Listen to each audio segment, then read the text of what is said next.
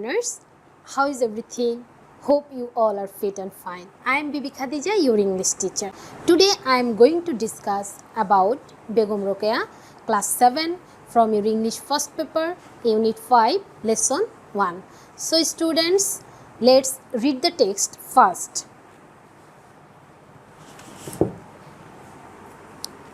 Begum Rokeya. Begum Rokeya was a famous writer and a social worker. Begum Rokeya ছিল a famous writer, একজন বিখ্যাত লেখিকা, and এবং a social worker, একজন সমাজকর্মী. She lived in undivided Bengal. সে বাস করত, lived in মানে বাস করা. সে বাস করত আনডিভাইডেড বেঙ্গল, অবিভক্ত বাংলায়. অবিভক্ত বাংলা কথাটার মানে কি? 1947 সালের পূর্বে আমাদের এই ভারতীয় উপমহাদেশ ছিল, বাংলাদেশ, ভারত, পাকিস্তান একত্রিত ছিল.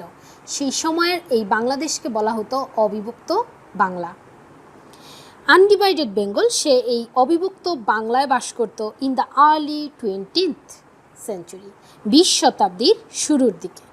She believed that, সে বিশ্বাস করত যে women should have the same rights and opportunities as men have in the society. She believed that, সে বিশ্বাস করত women should have, মহিলাদেরও থাকবে the same rights, একই অধিকার, and opportunities, এবং একই সুযোগ সুবিধা as men have in the society, যেখানে পুরুষদের সমাজে যেমন পুরুষদের অধিকার সুযোগ সুবিধা রয়েছে, সেইভাবে মহিলারাও সমাজে সুযোগ সুবিধা এবং অধিকার ভোগ করবে. সো তাই she fought for their cause throughout her life. সে লড়াই করে গিয়েছে for their cause, সেই কারণেই, তাদের অধিকারের কারণেই, throughout her life, তার সারা জীবন ধরে. Begum Rokeya was born in a village called Pairabandh, Rangpur in 1880.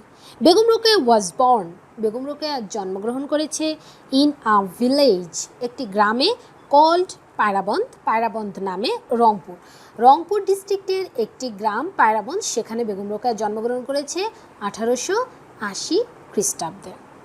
Her father, Zahiruddin Mohammad Abu Ali Haidar Saber. Her father, তার পিতা জহিরুদ্দিন মোহাম্মদ আবু আলী হায়দার সাবের was an educated landlord. সে ছিলেন একজন শিক্ষিত ভূস্বামী মানে যার অনেক জমি রয়েছে বা জমিদার. Rokeya was married to Khan Bahadur Sakhawat Hussain. Rokeya বিয়ে করেছিল খান বাহাদুর সাখাওয়াত হোসেনকে ইন 1896 সালে. Her husband was the deputy magistrate of Bhagalpur. তার স্বামী ছিলেন একজন ডেপুটি ম্যাজিস্ট্রেট ভাগলপুরের, now a district in the Indian state of Bihar, যেটা এখন বর্তমান ইন্ডিয়ার বিহার রাজ্যের একটি অংশ. He was very cooperative. সে ছিল খুবই আন্তরিক এবং সহায়ক, and always encouraged এবং সবসময় উৎসাহ দিত রোকেয়াকে to go on মানে কি, চালিয়ে যেতে with her activities, তার কাজকর্ম চালিয়ে যাওয়ার জন্য সে বেগম রোকেয়াকে সবসময় উৎসাহ দিত. Many upper class Muslims of Bengal, অনেক উচ্চ শ্রেণীর মুসলমানরা অফ বেঙ্গল, বাংলার, অ্যাট দ্যাট টাইম, ওই সময়, লার্নড শিখত অ্যারাবিক অ্যান্ড পার্সিয়ান, আরবি এবং ফার্সি, as medium of education and communication, শিক্ষা এবং যোগাযোগের মাধ্যমের জন্য. But Rokeya had great love for her mother tongue, কিন্তু রোকেয়ার ছিল মাতৃভাষার প্রতি প্রচণ্ড ভালোবাসা. শি লার্নড বাংলা, তাই সে বাংলা শিখলো, অ্যান্ড ইংলিশ এবং ইংরেজি শিখলো from her eldest brother Ibrahim, তার বড় ভাই ইব্রাহিমের থেকে.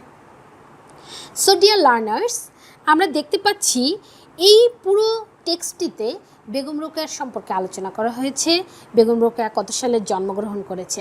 বেগম রোকেয়া 1880 সালে জন্মগ্রহণ করেছে রংপুরের পায়রাবন্দ গ্রামে।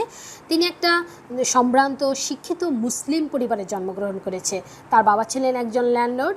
সে ছোটবেলা থেকেই ভাবতো পুরুষদের যেই রকম অধিকার নারীরও সেই রকম অধিকার থাকবে, তাই সে সবসময় নারীদের অধিকারের জন্য লড়াই করে গেছেন সারা জীবন। তার বিয়ে হয়ে যায় 1896 সালে। তার স্বামী ছিলেন একজন ডেপুটি ম্যাজিস্ট্রেট এবং সে সবসময় বেগম রোকেয়াকে অনেক উৎসাহ দিতেন তার কার্যক্রম চালিয়ে যাওয়ার জন্য। সে তার উৎসাহে অনেক দূরে এগিয়ে যায় এবং বেগম রোকেয়া বাংলা, ফার্সি, ইংরেজি ভাষায় দক্ষতা অর্জন করে। তার ভাইয়ের কাছে, বড় ভাই ইব্রাহিমের কাছ থেকে সে ভাষা শিক্ষার দক্ষতা অর্জন করে। আমরা এই মহিয়সী নারীর সম্পর্কে জানলাম। এখন দেখো, পুরো টেক্সটটি আলোচনা করা হয়েছে পাস্ট ইনডিফিনিট টেন্সে। তোমরা জানো কেন পাস্ট ইনডিফিনিট টেন্স ব্যবহার করতে হয়? আমরা যখন অতীতের কোনো ঘটনাকে বর্ণনা করব তখন অবশ্যই আমরা পাস্ট ইনডিফিনিট টেন্স ব্যবহার করব। তোমরা কি পাস্ট ইনডিফিনিট টেন্সের স্ট্রাকচারটা মনে করতে পারছো? হ্যাঁ, ঠিকই মনে করতে পারছো। পাস্ট ইনডিফিনিট টেন্সের স্ট্রাকচারটা হচ্ছে সাবজেক্ট প্লাস ভার্বের past form plus object plus extension.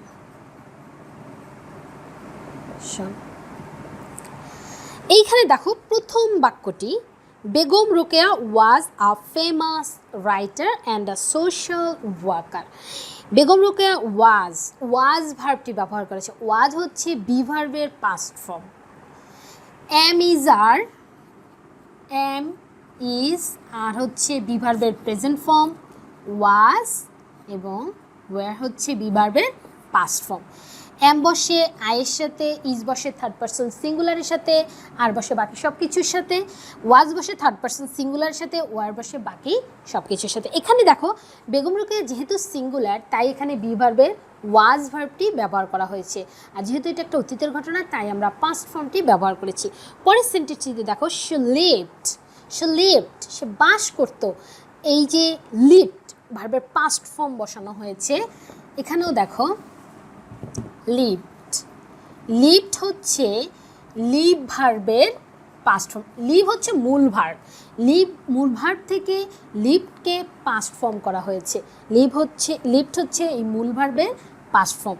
এখানে পাস্ট ফর্ম করা হয়েছে বিকজ এই ঘটনাটা আগের ঘটনা, পাস্টের ঘটনা, অতীতের ঘটনা, তাই আমরা এখানে ভার্বের পাস্ট ফর্ম বসিয়েছি। এইভাবেই আমরা যখনই কোনো অতীতের কোনো ঘটনাকে বর্ণনা করব আমরা পাস্ট ফর্মে লিখব, ভার্বের পাস্ট ফর্মটি তখন লিখব। ওকে, তারপরে সেন্টেন্সটিও দেখো, সে বিলিভড দ্যাট, সে বিশ্বাস করতো। যে এখানে দেখো, বিলিভ ভার্বের পাস্ট ফর্ম বিলিভড ব্যবহার করা হয়েছে। তারপরে দেখো আবার লেখা আছে, শি ফাইট মানে লড়াই করা, ফট মানে লড়াই করেছিল বা যুদ্ধ করেছিল। এখানে লড়াই করা হয়েছে বুঝিয়েছে, তাই ফাইট ভার্বের পাস্ট ফর্ম বসে, যেহেতু এটা একটা পাস্ট টেন্স তাই এখানে পাস্ট ফর্ম বসিয়েছে। আবার দেখো, বেগম রোকেয়া ওয়াজ ব্যবহার করা হয়েছে। তাহলে এখানে ওয়াজটা কি ফর্ম? ভার্বের পাস্ট ফর্ম। সো আমরা দেখো এখানে বারবার দেখতেছি যে ভার্বের পাস্ট ফর্মগুলো ব্যবহার করা হয়েছে। সো আমরা এখান থেকে এটাই শিখলাম যে আমাদের যখনই কোনো অতীতের ঘটনাকে বর্ণনা করতে হবে আমরা অবশ্যই সেটাকে ভার্বের পাস্ট ফর্মে লিখব। ওকে, এখান থেকে আমরা কিছু আর্টিকেল এবং প্রিপোজিশনের ব্যবহার দেখতে পারি। যেমন, যেহেতু ক্লাস 7-এর স্টুডেন্টস, তোমাদের আর্টিকেল এবং প্রিপোজিশন দুটোই রয়েছে, তাই আমি এখান থেকে তোমাদেরকে একটু আর্টিকেল এবং প্রিপোজিশনের ব্যবহার দেখাচ্ছি। তোমরা যেটা সেকেন্ড পেপারে আসলে পড়ে থাকো আর্টিকেল এবং প্রিপোজিশন, সেটা এখান থেকে যদি তোমরা একটু ফলো করো তাহলে বুঝতে পারবে তোমার ওই আর্টিকেল এবং প্রিপোজিশনের ব্যবহারটা আসলে কোথায়, কখন, কিভাবে করতে হয়। ওকে, আমরা একটু দেখি। এখানে দেখো, ফেমাস, এফ একটা কনসোনেন্ট। আমরা জানি কনসোনেন্ট ওয়ার্ডের পূর্বে সবসময় আর্টিকেল বসে। কনসোনেন্ট ওয়ার্ডের পূর্বে সবসময় আর্টিকেল কি বসে? বসে। ওকে, তারপরে লিখলাম সোশ্যাল ওয়ার্কার।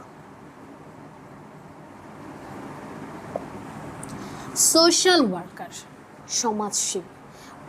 সো এখানে এসটা দেখো, এটা একটা কনসোনেন্ট, তাই কনসোনেন্টের আগে আমরা কি আর্টিকেল বসালাম? আর্টিকেলটা বসালাম। ওকে,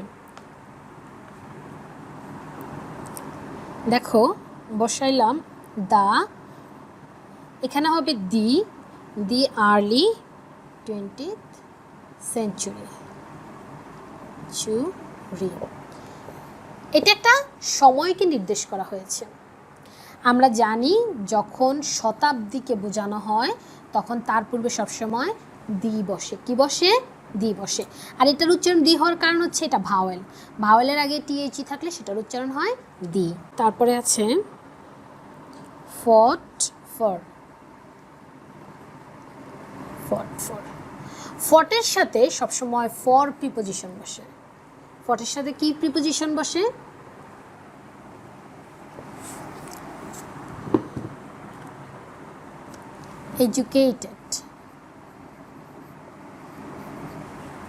এডুকেটেড। দেখো ই একটা ভাওয়েল, তাহলে এর আগে কি বসবে?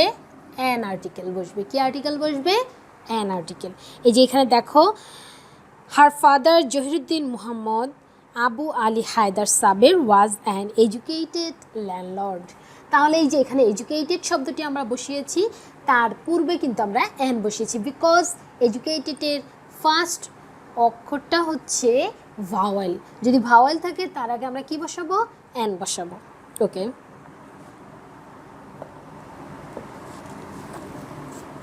Indian state. The Indian state. আমরা একটা রুলস জানি, গুরুত্বপূর্ণ ভৌগোলিক স্থানের পূর্বে দি বা দা বসে। গুরুত্বপূর্ণ ভৌগোলিক স্থানের পূর্বে কি বসে? দি বসে, তাই এখানে দি বসছে। ডিস্ট্রিক্ট। ডিস্ট্রিক্ট শব্দটি একটি কনসোনেন্ট দিয়ে শুরু হয়েছে, তাই এটার পূর্বে আ বসছে। ওকে, এখান থেকে আমরা এই আর্টিকেলের ব্যবহারগুলো পড়লাম। এবার আমরা কিছু প্রিপোজিশনের ব্যবহার দেখি।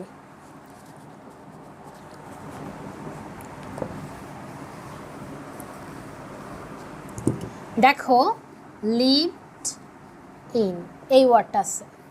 লিভড ইন মানে কি? বাস করা। লিভের সাথে সবসময় ইন প্রিপোজিশন বসে। কি প্রিপোজিশন বসে? In preposition. ওকে, তারপরে ফট ফর। ফট অথবা ফাইট।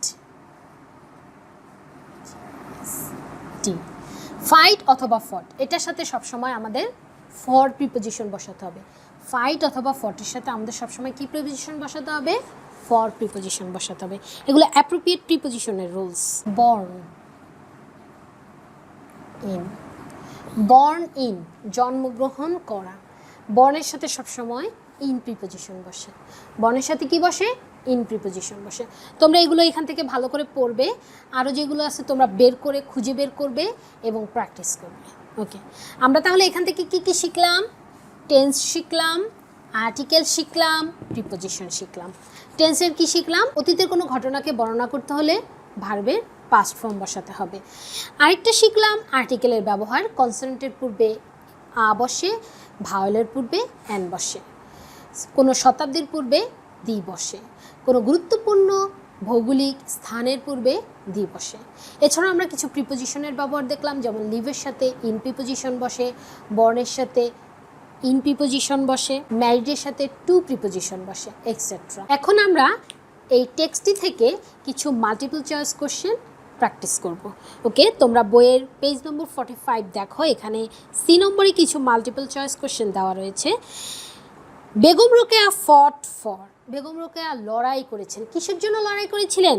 ওমেন্স রাইট, নারী অধিকারের জন্য লড়াই করেছেন। Begum Rokeya was born in. Begum Rokeya জন্মগ্রহণ করেছেন। বেগম রোকেয়া কোথায় জন্মগ্রহণ করেছেন? আ ভিলেজ, একটা গ্রামে। রোকেয়া লাভড। রোকেয়া ভালোবাসতো। কি ভালোবাসতো? ইংলিশ, বাংলা, উর্দু। রোকেয়া বাংলা ভালোবাসতো, তার মাতৃভাষার প্রতি গভীর টান ছিল। Sakhawat Hossain's working place was. Begum রোকেয়ার স্বামী সাখাওয়াত হোসেন, তার কাজের জায়গা, কর্মস্থল কোথায় ছিল? পায়রাবন্দ, ভাগলপুর, রংপুর। ভাগলপুর, যেটা এখন বিহার স্টেটের একটি অঞ্চল। Bhagalpur was a district in. Bhagalpur কোন ছিল Bihar district. Bhagalpur is a district in Bihar. বিহারের একটি ডিস্ট্রিক্ট ছিল ভগলপুর। ওকে, আমরা এখন এখান থেকে আরও কিছু টিক চিহ্ন পড়ব, মাল্টিপল চয়েস কোয়েশ্চেন পড়ব। যেমন দেওয়া আছে সাখাওয়াত হোসেন ডাইড ইন। সাখাওয়াত হোসেন মারা গিয়েছিল কবে? সাখাওয়াত হোসেন বলতে কাকে বোঝানো হয়েছে? বেগম রোকেয়ার হাজব্যান্ডকে বোঝানো হয়েছে। 1909 সালে Begum Rokeya set up a girls high school in. Begum Rokeya কোথায় একটি গার্লস হাই স্কুল স্থাপন করেছিলেন? Begum Rokeya set up a girls high school in Bhagalpur. Begum Rokeya ভাগলপুরে একটি বিদ্যালয় তৈরি করেছিলেন। সেটা পরবর্তীতে যদিও এই বিদ্যালয়টি স্থানান্তরিত হয়ে কলকাতায় চলে আসে। Begum Rokeya set up this school in memory of her husband. Begum Rokeya এই স্কুলটি স্থাপন করেছিল তার স্বামীর স্মৃতিকে স্মরণ করে। Okay, there was a dispute in her husband's family. তার স্বামীর পরিবারে একটি দ্বন্দ্ব ছিল। Here dispute means that the members. এখানে ডিসপিউট বলতে কি বোঝানো হয়েছে? ডিসপিউট বলতে বোঝানো হয়েছে হ্যাড ডিফারেন্ট অপিনিয়ন্স, মানে একই পরিবারের সদস্যদের ভিতরে আলাদা আলাদা মতামত থাকার কারণকেই ডিসপিউট বলা হয়। এটাকে অ্যাপেল অফ ডিসকর্ডও বলা হয়। Sakhawat Hossain Memorial girls school is a government school. Sakhawat Hossain Memorial girls স্কুলটি ছিল একটি সরকারি বিদ্যালয়। বেগম রোকেয়া রোড। বেগম রোকেয়া লিখেছেন। বেগম রোকেয়া কী লিখেছেন? নোভেলস অ্যান্ড শর্ট স্টোরিজ, উপন্যাস এবং ছোট গল্প। বেগম রোকেয়ার বিখ্যাত বইগুলো হচ্ছে পদ্মরাগ, অবরোধবাসিনী, মুচ্চুর, তারপরে সুলতানার স্বপ্ন। ওকে, আমরা এখন এই টেক্সটটি থেকে কিছু কোশ্চেন সলভ করার চেষ্টা করব। দেখো তোমাদের 46 পেজের নম্বরে আনসার দিস কোশ্চেন্স, কিছু প্রশ্ন দেওয়া হয়েছে। তাহলে আমরা প্রশ্নগুলো একটু দেখি। দেখো দেওয়া আছে what was Begum Rokeya's belief. Begum রোকেয়ার বিশ্বাস কী ছিল? বেগম রোকেয়ার বিশ্বাসটা কী ছিল আমরা পড়েছি টেক্সটে, একটু স্মরণ করো। তাহলে আমরা যেহেতু এটা একটা অক্সিলিয়ারি ভার্ব দিয়ে সেন্টেন্সটি প্রশ্ন করা হয়েছে, তাহলে আমরা অক্সিলিয়ারি ভার্বটিকে সাবজেক্টের পরে বসাবো। আমরা জানি অক্সিলিয়ারি ভার্ব দিয়ে কোনো প্রশ্ন করা হলে সেটা সাবজেক্টের পরে বসে।